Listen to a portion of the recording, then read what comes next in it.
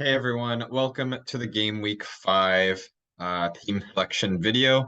Hopefully you've been liking these videos so far. Please don't forget to like and subscribe, and we will get into what the team looks like this week.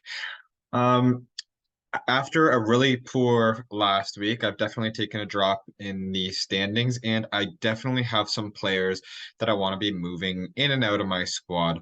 Um, but with this week in the fixtures being okay, and I'd like to transfer funds around the other positions. Am currently considering rolling the transfer this week, hoping that my guys maintain at least the rank and hopefully do better, but at least not fall too much more. And then I'll have more flexibility with transfers going forward. Um, Immobile has done pretty terrible so far this season, aside from when he scored game week 1. He hasn't really done much, and Osimhen is definitely underperforming compared to Lautaro Martinez right now. I do want to get rid of Immobile. The thing is, he is still starting right now, and I have players that have bigger issues that I need to get out. I'm not interested in using my wilds card yet. I'd like to save that for a while. We know down the line there's bound to be double game weeks, I think, with the African Cup of Nations this year. We're gonna have team or maybe not teams missing, so maybe not double game weeks, but a bunch of players that we're gonna want to either get out or into our squads at one period of time. So I'm more so thinking way down the line to use the wild card and hold on if I can. Um, but I am gonna play Mobile. He's got a decent fixture this week. I think it's worth keeping him and see if he can get back into form. And if not, then selling him might really free up some funds. Osimhen's still going to start, obviously, against Bologna. The midfield will go down to 3 this week with Kandreva, Ederson, and getting Nico Gonzalez back in there. I should have never gone against him in the first place.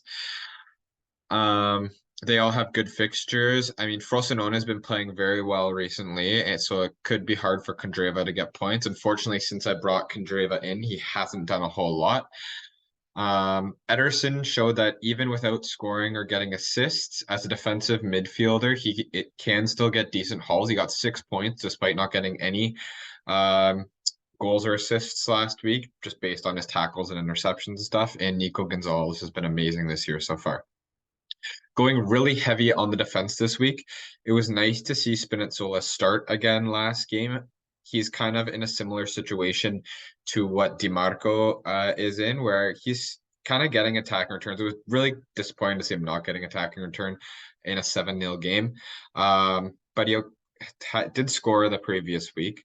And so hopefully that, and then he's generally getting half a clean sheet. Against Torino, Roma definitely can keep a clean sheet, hopefully for the first half. Generally, with these defenders that come off, you're going to need your clean sheet to be in the first half because they're probably coming off in the second. My only worry right now is Calabria went off at halftime in the AC Milan Champions League game this week. I heard that it was a suspected injury, but I haven't really seen much on it. So let me know in the comments if you've seen anything there, because that could be a hole for me right there is if Calabria doesn't play. But the rest of the 3 defenders I'm pretty set on. Di Lorenzo and Danilo, both 90-minute performers. And they have goal threat. The reason I'm going with DiMarco as captain this week is Empoli still has not scored a goal.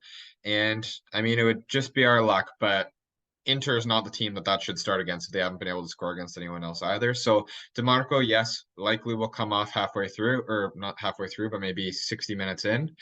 But he should be able to get a first half clean sheet and hopefully another attacking return as he keeps picking them up game after game. Obviously, with Sommer in the net this game.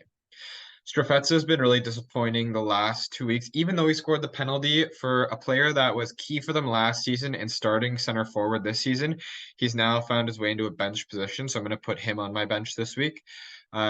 So then he's not just subbing in for a single point. Tovan has also been disappointing, but again, these 2 players are very cheap, not taking up a lot of budget, so it's kind of okay. And Juric in the last bench spot, who I am definitely looking to move him on. Honestly, these 3, I mean, I'm not in a rush to get rid of Dovan just because he is starting, although he hasn't done anything yet. But Juric, Strafetza, Immobile and Spinazzola. Those are kind of my players that I'd like to move around, but because they're all over the place, it's hard to just do it with single swaps all the time. So it's good to maybe bench one, or bank one or two transfers and then move a bunch at once and kind of almost gives you a fresh looking team. Players I'm kind of looking to bring in. I was thinking Lautaro Martinez, but Thuram has been doing so well beside Lautaro Martinez, and he rested this week in the Champions League game, only came on for the last little bit. So he seems like he's going to be a Serie A regular and maybe not play as much in the Champions League, but he is looking fantastic. So that might be a budget version for your inter attack if you can't afford Lautaro Martinez.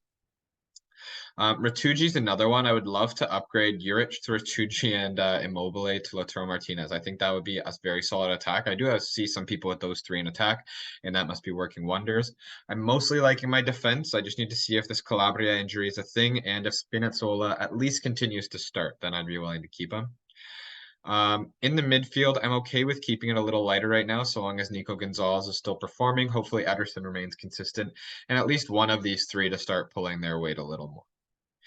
But that's how my team looks going into game week 5. One thing that people have been asking about and that I haven't noticed, I haven't checked super recently. Oh, sorry. I haven't checked super recently. But there's been no price changes from what I've seen. Sorry about that. Just figuring out how to log back in, but I have not seen any price changes yet. People are wondering how that works. It's a little frustrating to see that it's not like someone like Turati should be going up in price for sure. I don't know. I mean, it also depends what kind of people are running the site. I don't really know them, obviously. But it depends, I guess, how much time they have to continuously keep this updated as well. As far as I understood, it said after game week 4. So I was assuming the price changes would start happening after the game week 4. Maybe that means like starting once game week 5 plays. I don't know. We'll have to see. I would be shocked to see if after this game week nothing is still changed. But maybe it was just an incorrect interpretation of the language. After that does happen, I'd like to try to do another video that kind of sees the pattern of how the prices are fluctuating to help us out there. But otherwise, that's my video for the week and the team selection.